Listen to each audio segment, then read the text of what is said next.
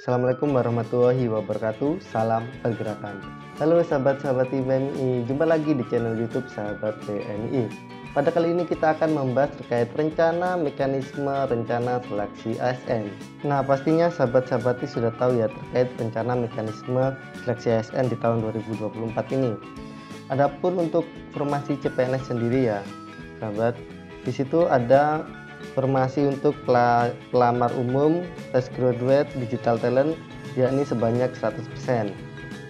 Ini ya, 100%. Kemudian untuk formasi umum ini harus mengikuti seleksi CAT ya, kelulusan berdasarkan NAB dan berperingkat terbaik. Nah, ini ya. Kemudian ada formasi P3K, yakni XTHK2, non-ASN terdata di database BKN, non-ASN yang aktif bekerja pada instansi pemerintah.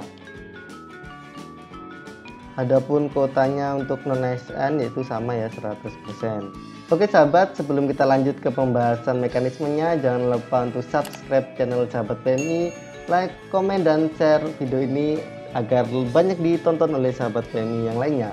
Oke, langsung saja saksikan yang satu ini, cekidot.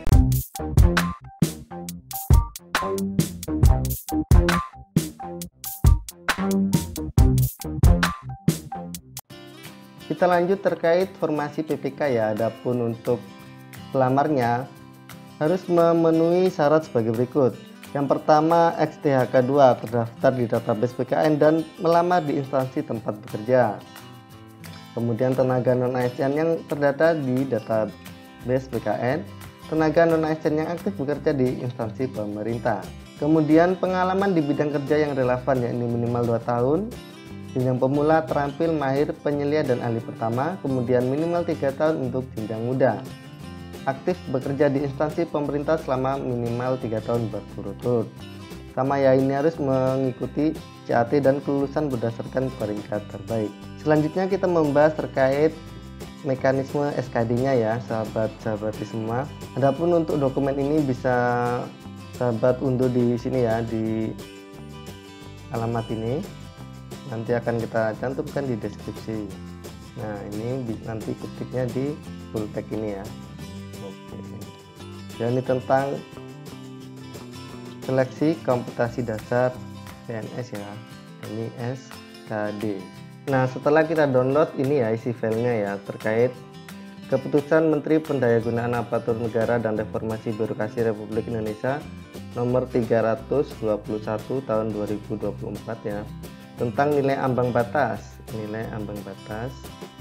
seleksi kompetensi dasar ambang batas SKD tahun 2024 ya. Ini nanti bisa sahabat baca sendiri, menimbang, mengingat. Nah, ini websitenya ya, jdih.menpan.go.id. Oke. Memutuskan menetapkan Keputusan Menteri Pendayagunaan Aparatur Negara dan Reformasi tentang nilai dasar ambang batas seleksi kompetensi dasar pengadaan PNS tahun 2024. Nah, SKD ini di tahun 2024 mengikuti 3 hal, yaitu tes wawancara kebangsaan atau TWK, tes intelijensia umum atau TIU, dan tes karakteristik pribadi atau TKP. Adapun materi SKD yang dimaksud yang pertama di diktum pertama yaitu TWK, bertujuan untuk menilai penguasaan pengetahuan dan kemampuan mengimplementasikan. Yakni pertama, nasionalisme. Apa nasionalisme itu? Dengan tujuan mampu mewujudkan kepentingan nasional melalui cita-cita dan tujuan yang sama dengan tetap mempertahankan identitas nasional. Lalu yang kedua ada integritas, dengan tujuan mampu menjunjung tinggi kejujuran, ketangguhan, komitmen, dan konsistensi sebagai satu kesatuan sikap untuk mencapai tujuan nasional. Kemudian ada bela negara, dengan tujuan mampu berperan aktif dalam mempertahankan eksistensi bangsa dan negara.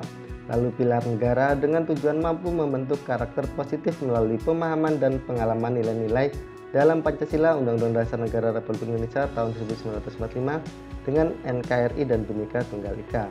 Kemudian bahasa negara dengan tujuan mampu menggunakan bahasa Indonesia sebagai bahasa persatuan yang sangat penting kedudukannya dalam kehidupan bermasyarakat, berbangsa, dan bernegara. Kemudian ada TIU, bertujuan untuk menilai penguasaan pengetahuan dan kemampuan mengimplementasikan. Ada kemampuan verbal, analogi, sosiologisme, analitis. Analogi itu mengukur kemampuan individu dalam bernalar melalui perbandingan dua konsep kata yang memiliki hubungan tertentu, kemudian menggunakan konsep hubungan tersebut pada situasi yang lain. Kalau silogisme, menarik kesimpulan dari dua pernyataan yang diberikan. Sedangkan analitis untuk menganalisis informasi yang diberikan dan menarik kesimpulan.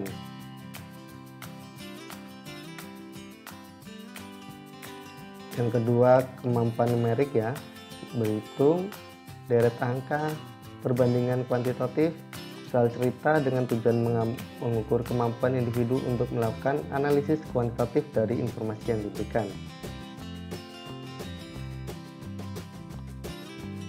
Kemudian lalu yang ketiga ada kemampuan figural, yakni analogi. Kemudian yang kedua, ketidaksamaan. Lalu serial, dengan tujuan mengukur kemampuan individu dalam melihat pola hubungan dalam bentuk gambar. Lalu selanjutnya TKP, bertujuan untuk menilai penguasaan pengetahuan dan kemampuan pengimplementasian. Dan ini ada pelayanan publik, dengan tujuan mampu menampilkan perilaku keramah tamahan dalam bekerja yang efektif agar bisa memenuhi kebutuhan dan kepuasan orang lain sesuai dengan tugas dan wewenang yang dimiliki. Kedua ada jejaring kerja. Ketiga, sosial budaya. Keempat, teknologi informasi dan komunikasi. Kelima, profesionalisme. Keenam, anti radikalisme. Kemudian SKD yang dimaksud tadi itu dilaksanakan dalam waktu 100 menit ya sahabat-sahabat semua. Kemudian durasi waktu pelaksanaan SKD sebagaimana dimaksud di kutub ketiga dikecualikan bagi pelamar penyandang disabilitas sensorik netra yang melamar pada kebutuhan khusus penyandang disabilitas. Nah, jadi 100 menit ini untuk peserta umum ya, sedangkan untuk disabilitas berbeda waktunya ya. Untuk disabilitas tadi itu waktunya menjadi 130 menit. Adapun jumlah soal keseluruhan SKD tadi itu terdapat 110 soal, yang mana TWK terdiri dari 30 soal, TIU 35, dan TKP 45 soal. Adapun untuk pembobotannya, TIU dan TWK kalau benar 5, salah tidak menjawab 0. 5, salah tidak menjawab 0. Untuk TKP, jawaban benar bernilai paling rendah 1 dan paling tinggi 5. Tidak menjawab berarti 0. Jadi di TKP ini jawab semuanya ya sahabat-sahabati. Adapun untuk nilai kumulatif paling tinggi untuk SKD, paling tinggi itu 550 nilainya, dengan rincian TWK 150, TIU 175, dan TKP 225. Untuk nilai SKD yang diperoleh oleh peserta pengadaan pegawai tahun 2024 berlaku sampai dengan seleksi pengadaan pegawai negeri sipil 1 periode berikutnya. Jadi nilai yang kita dapat di tahun 2024 ini masih berlaku sampai 1 tes lagi di periode berikutnya. Dalam hal peserta seleksi pengadaan pegawai negeri sipil mengikuti seleksi pada periode berikutnya, maka nilai SKD pada periode sebelumnya dinyatakan tidak berlaku. Jadi kalau kita sekarang ikut tes SKD berarti tahun kemarin nggak berlaku ya. Bisa juga kita nggak tes di tahun ini, kita pakai nilai di tahun yang kemarin. Kemudian nilai ambang batas SKD adalah nilai minimal yang harus dipenuhi. Jadi nilai minimalnya ya, yaitu 65 untuk TWK, 80 untuk TIU, dan 166 untuk TKP. Adapun ketentuan nilai ambang batas bagaimana dimaksud pada dikutum ke-12 berlaku pada penetapan kebutuhan umum dan kebutuhan khusus putra-putri Kalimantan. Jadi yang ini, nilai ini ambang batas minimum ini khusus peserta umum dan kebutuhan khusus putra-putri Kalimantan. Ketentuan sebagaimana dimaksud pada dikutum ke-12 dikecualikan bagi penetapan kebutuhan khusus putra-putri lulusan terbaik, diaspora penyandang disabilitas, putra-putri Papua, dan putra-putri daerah tertinggal. Selanjutnya di poin ke-15, penetapan nilai ambang batas pada penetapan kebutuhan khusus putra-putri lulusan terbaik berpredikat dengan pujian atau cum laude dan kebutuhan khusus diaspora sebagaimana dimaksud di ketentuan ke-14, yaitu nilai kumulatif SKD paling rendah 311, sedangkan nilai TIU paling rendah 85.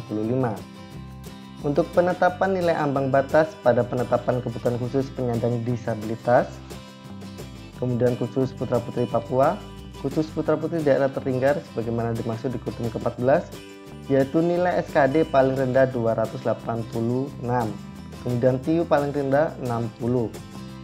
Jadi beda ya sahabat-sahabati. Keputusan ini berlaku sejak tanggal ditetapkan dan apabila di kemudian hari terdapat kekeliruan akan diubah sebagaimana mestinya. Jadi ditetapkan 29 Juli 2024. Oke ya, Menteri Pendayagunaan Aparatur Negara dan Reformasi Birokrasi Republik Indonesia. Jadi kalau kita buat draft simpelnya seperti ini ya sahabat-sahabati. Ini draft NAB sesuai draft Kemen SKD CPNS 2024. Oke. Di sini kategori pelamar yang pertama umum. Kalau umum ini TWK-nya 65, TIU-nya 80, TKP-nya 166, maksimalnya 550. Putra-putri Kalimantan, TWK 65, TIU 80, TKP 166, maksimalnya 550. Untuk cum laude TIU-nya 85 minimal ya. Nah, nilai minimalnya. Diaspora TIU-nya 85, disabilitas TIU-nya 60. Yang ini sama aja ya. Ini minimalnya, ini minimalnya. Di nilai kumulatifnya. Sedangkan untuk durasinya 100 menit ya, untuk durasinya 100 menit sama semua kecuali penyandang disabilitas sensorik netra, yakni waktunya 130 menit. Untuk bobot jawaban TWK dan TIU benar 5, salah 0, tidak menjawab 0. Untuk bobot jawaban TKP paling tinggi 5, paling rendah 1, tidak menjawab 0. Jadi TKP ini nggak bisa jawab aja ya, karena ada nilainya 1-5. Kemudian memenuhi nilai ambang batas dan atau berperingkat terbaik, pengumuman hasil SKD paling banyak 3 kali jumlah kebutuhan jabatan berdasarkan peringkat tertinggi dari yang memenuhi NAB. Jika pelamar memperoleh nilai SKD sama dan berada pada batas 3 kali jumlah kebutuhan jabatan, penentuan nilai kelulusan SKD secara berurutan dimulai dari nilai TKP, TIU, sampai TWK. Jadi TKP dulu, TIU, TWK. Jika masih sama dan berada pada batas 3 kali jumlah kebutuhan jabatan terhadap pelamar diikutkan SKB. Jadi diikutkan ya teman-teman jika tetap sama. Nah mungkin begini ya sahabat-sahabat di PMI terkait peraturan SKD CPNS tahun 2024.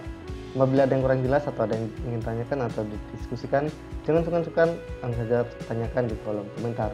Oke, cukup sekian yang dapat kami sampaikan, kurang lebihnya mohon maaf. Wassalamualaikum warahmatullahi wabarakatuh. Salam pergerakan.